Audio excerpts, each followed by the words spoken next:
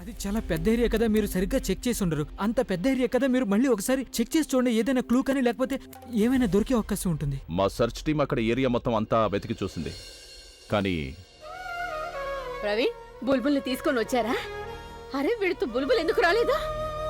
వీళ్ళు బుల్బుల్ని తీసుకురావడానికే కదా అక్కడికి వెళ్ళారు. వీళ్ళు అసలు సరిగా వెతికే ఉండరు. వీళ్ళకి చెప్పు ప్రవీణ్ సరిగా వెతకమని. తను ఎక్కడైనా దాకని ఉంటుంది. నీకు తెలుసు కదా అదెంత అల్లరి చేస్తుందో. ఒకవేళ తను దొరకలేదంటే తనకి దెబ్బలు ఎలా నయమవుతాయి? నీకు తెలుసు కదా మొహం అంతా ఎన్ని దెబ్బలు తగిలాయో. నువ్వైనా వీళ్ళకి చెప్పు మీరు సరిగా వెతికారా లేదా? ఆంటీ ప్లీజ్ కొంచెం ఓపిక పట్టండి.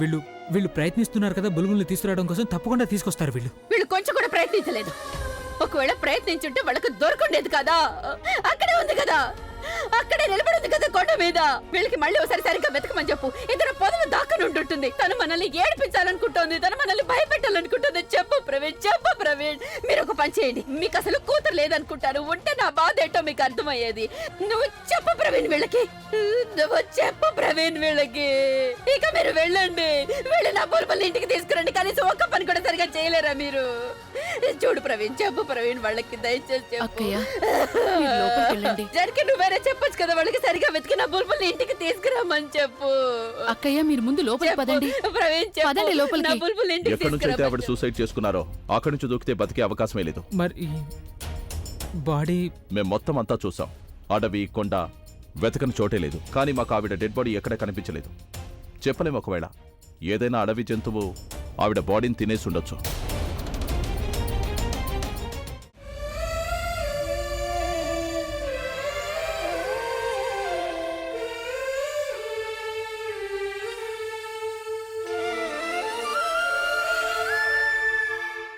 తను ఇంతగా ఎందుకు ఏడుస్తోంది ఇప్పుడు?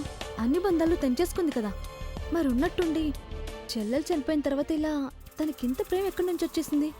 తన నాటకం ఆడుతోందా లేక మారిపోయిందా?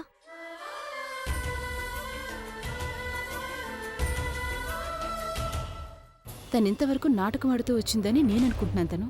తనకి తన చెల్లెలకి ఎలాంటి సంబంధం లేనట్టు. ఇన్ఫ్యాక్ట్ తను అలాగే తన చెల్లెలు ఇద్దరు కలిసి అంతా చేశారు.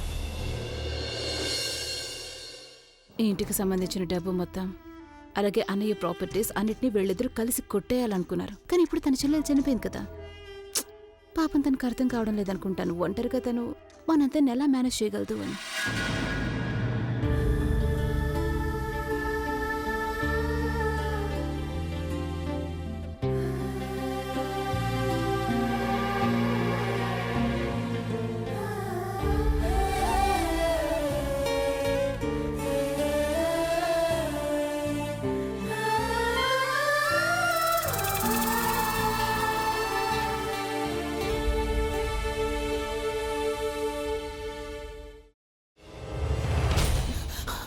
నువ్వు ఇంకేమన్నా చెప్పాలా? ఇంకేమన్నా అబద్ధం చెప్పాలనుకుంటే చెప్పేయి. నేను చూడాలనుకుంటున్నాను నన్ను మోసం చేయడానికి నువ్వు ఎంత నీచానికి దిగజారగలవు అని. ఎందుకు ఆలియా, ఎందుకు నువ్వు ఇలా చేసావు? నీకు తెలుసు కదా నానమ్మ తర్వాత నీ ఒక్కదానిని కదా నేను పూర్తిగా నమ్మేది. ఏమన్నావు నువ్వు? ఈ మధ్య అన్నిటినీ మర్చిపోతున్నావా? అది చాలు. వాటిలో ఉన్న శక్తి విషయాన్ని గ్రహించి మనకు వివరిస్తాయి.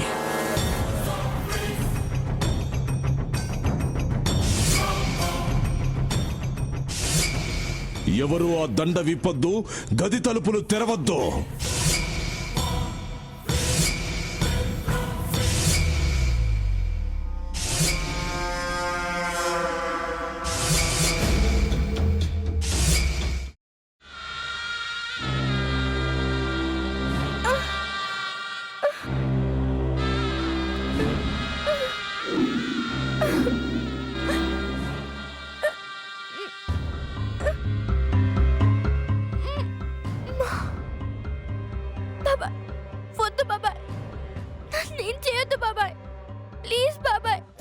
నీకు నిజం తెలిసినప్పుడే నా ఆలోచనలో నువ్వు చచ్చిపోయావు.